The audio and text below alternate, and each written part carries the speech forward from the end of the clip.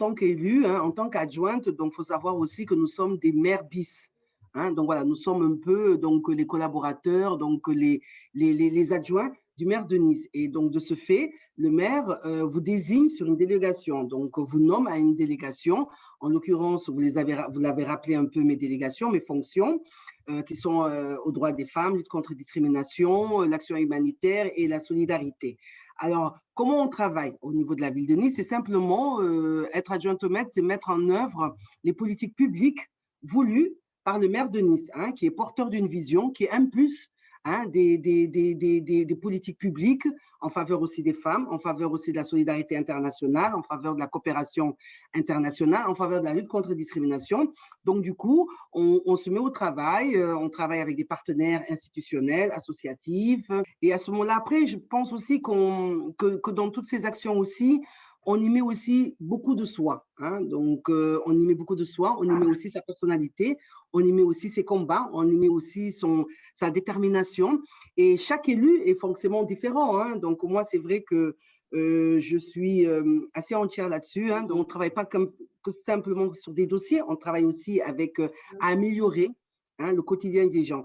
Et le combat politique que je mène, et puis s'engager en politique aussi, ça voudrait dire qu'on est, on est attentionné aux autres aussi, on est attentif aux autres.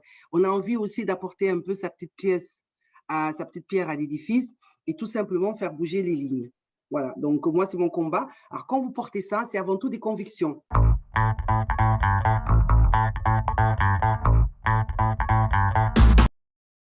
Pour savoir où on va, hein, il faut savoir d'où on vient. Donc, effectivement, donc, ce parcours a nourri un peu justement mon parcours. Ce parcours un peu parfois chaotique, difficile, hein, un parcours de femme tout simplement, hein, avec des hauts et des bas. Ce parcours aussi vous donne aussi des expériences, voilà, vous tombez, vous vous relevez. Et effectivement, donc suite au décès de mon beau-père, hein, où j'étais à la fac à l'époque. Hein, donc, effectivement, je me destinais à être avocate, à faire des études de droit. Donc, il y a eu un univers un peu qui s'est effondré puisque ma mère n'a jamais travaillé de sa vie et elle était femme au foyer à l'époque. Hein, et voilà, donc il a fallu un peu subvenir aux besoins de la famille. Donc, voilà, donc c'est un parcours. Donc, du coup, on interrompt ses études, on fait des petits boulots alimentaires, on survit, on avance. C'est vrai qu'on avait une vie un peu privilégiée puisque moi, j'ai grandi à Paris, à Puteaux. Après, on s'est retrouvé à Nice, dans un quartier. Mais voilà, ce sont des parcours de vie qui forcent un caractère, hein, qui vous motivent, qui vous boostent. Et après, beaucoup de travail, bien sûr, hein, et beaucoup de détermination, je pense. Voilà, donc je voulais un peu sortir un peu ma mère, un peu de cette situation plus ou moins de précarité dans laquelle on était, après du fait qu'elle avait vécu quand même autre chose.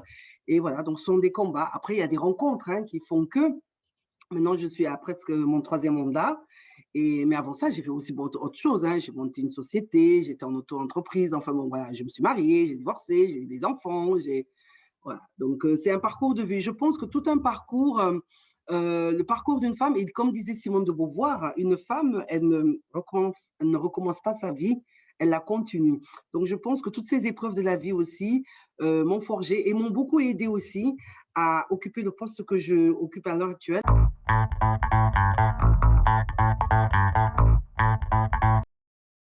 En 2002-2003, suite à une épreuve aussi que j'ai dû subir hein, donc, dans ma vie.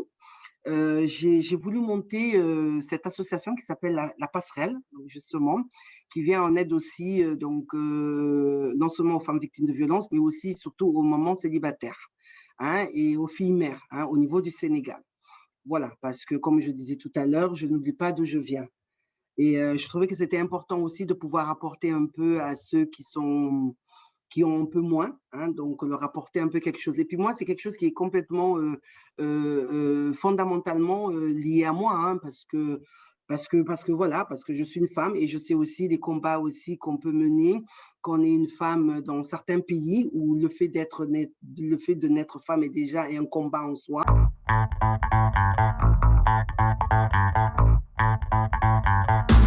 Je ne vous dirai pas que ça a été facile, mais comme je dis, hein, ce sont des combats qu'on porte, hein, donc peut-être c'est des combats de femmes tout simplement. Oui, ça n'a pas été facile. Mais heureusement aussi que j'avais quand même aussi la chance d'avoir aussi maman à côté, hein, donc qui m'a beaucoup aidée, qui m'a beaucoup épaulée aussi dans des moments de difficulté. Et puis aussi, je me disais que je n'avais pas droit à l'erreur parce que justement, j'avais la responsabilité de ma fille, sans pour autant rentrer dans des détails, même si maintenant son père s'en occupe et tout ça, mais ça a été difficile. Et je pense aussi que ça a été un moteur. Ça a été un moteur parce que je voulais absolument donc transmettre à ma fille certaines valeurs de combativité, de détermination, de travail aussi, et qu'on n'a rien sans rien, et que en lui expliquant que la vie ça fait mal. Souvent je lui disais ça quand elle était plus jeune. La vie ça fait mal, tu tomberas mais tu te relèveras toujours parce qu'il faut toujours se relever, il faut avancer. Et il faut se nourrir aussi de ces expériences. Parfois elles sont douloureuses, mais justement ces expériences douloureuses vous permet aussi de transcender quand même pas beaucoup de choses et de réaliser parfois des choses à laquelle on pense qu'on n'en est pas capable. Donc, il n'y a aucune barrière.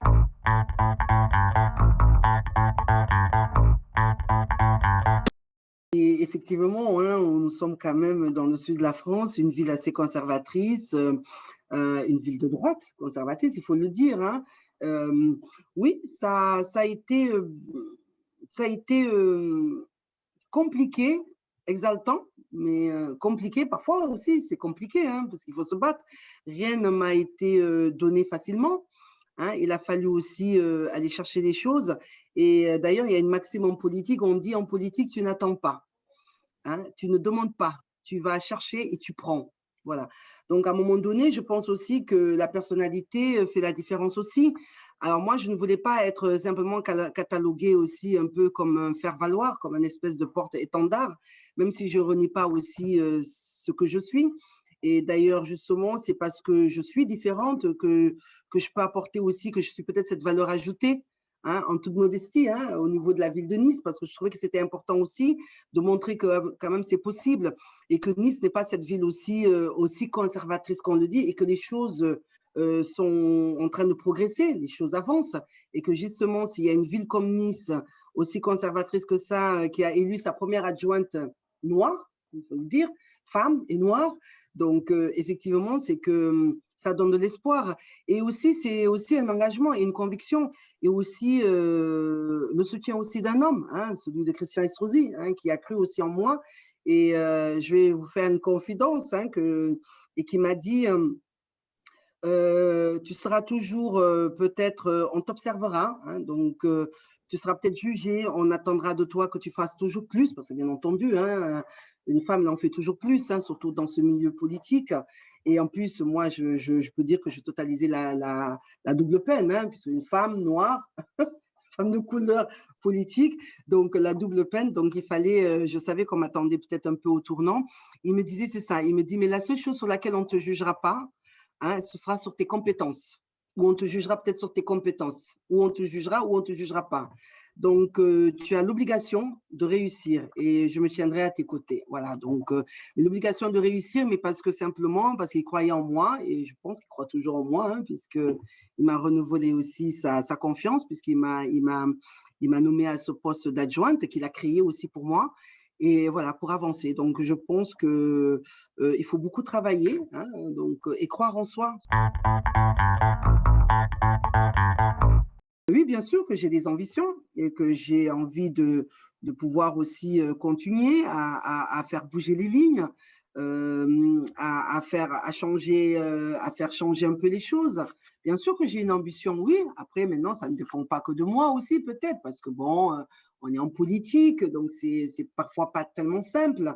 Mais oui, j'ai des ambitions et voilà. Donc, une de mes ambitions, ce serait peut-être aussi, pourquoi pas, donc puisque j'ai eu un mentor, une mentor, hein, donc fabuleuse, qui est Madame Estrosi Sassone, hein, qui est quand même quelqu'un qui m'a mis le pied à l'étrier, avec qui j'ai beaucoup appris, qui a eu aussi dû se battre aussi beaucoup, beaucoup, hein, pour être pas simplement cataloguée comme la femme d'eux, mais simplement donc une femme politique brillante, accomplie, perfectionniste et engagée et déterminée.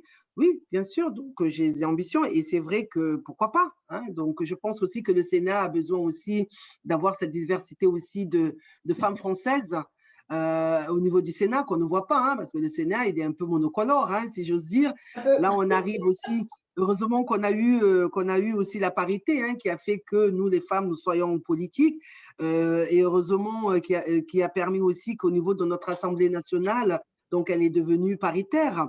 Mais bon, sur les 577 députés, ben, on peut compter un peu les personnes, comme on dit maintenant, issues de la minorité visible ou issues de la diversité. Donc voilà, donc, mais les choses sont en train, nous sommes en train d'avancer quand même. Les choses sont en train de changer, d'avancer. Ça avance peut-être doucement, mais ça avance sûrement. Voilà, donc effectivement, j'ai une ambition et pourquoi pas peut-être être la prochaine élue sénatrice de Nice.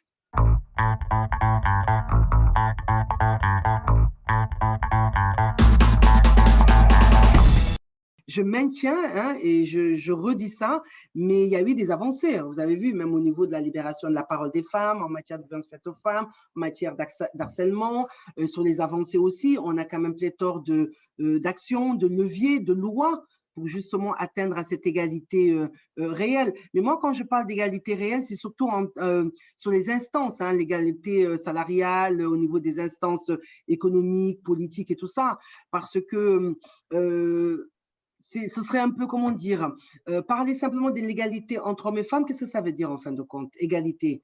Oui, oui, égalité entre les hommes et les femmes, si on parle, comme je viens de vous le dire, sur la partie salariale, à parcours égal, salaire égal, hein, donc avec les femmes. Sur les instances, il faut quand même amener plus de parité aussi, sur le leadership aussi des femmes et tout ça. Mais après, moi, je préfère parler de complémentarité. Voilà. Parce que nous, les femmes aussi, on peut. Qu'est-ce que ça veut dire être l'égal d'un homme? Est-ce que ça peut changer quelque chose? Moi, je pense que le sexe fort, c'est nous, mais je préfère quand même parler plus de complémentarité que la notion de l'égalité, qui est un concept, bon, voilà, voilà, qu'on a sorti, qui est important, hein. Alors pourtant, c'est l'adjointe aux droits des femmes qui vous dit ça, mais pas de ségrégation, hein, envers les hommes.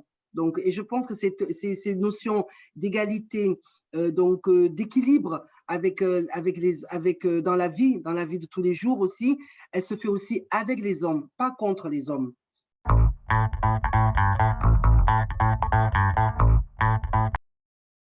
Nous sommes dans une société où les droits des femmes aussi régressent, paradoxalement, à certains pays qui, là, où justement, donc, par exemple, vous prenez dans d'autres continents aussi, où là, les femmes aussi, elles continuent à se battre et leurs droits commencent à comment dire, donc, elles se battent pour leurs droits pour pouvoir exister tout simplement. Et nous, ici, où on a, dans nos pays dits démocratiques, dans nos sociétés dites développées, justement, où on a pléthore de lois, de cadres, d'accompagnement, de leviers, tout ça, on a l'impression que nous régressons, effectivement. Et c'est pour ça que le combat doit être, on ne doit pas baisser la garde.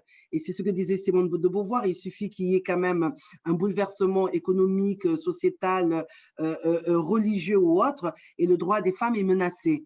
Donc justement, et ça nous contraint, nous les femmes, à être toujours attentives, nous les femmes aussi et les hommes.